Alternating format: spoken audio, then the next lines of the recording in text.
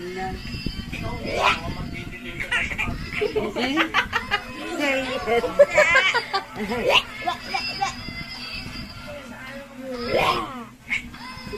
Garamping nga.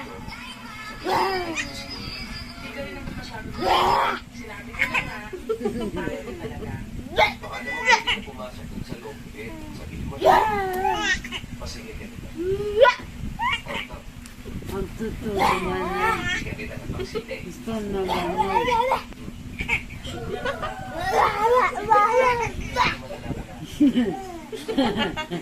Naka-BM.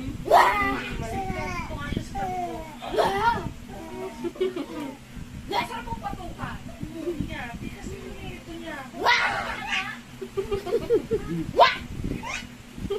Kailangan. Ayusin na natin yung buhay natin.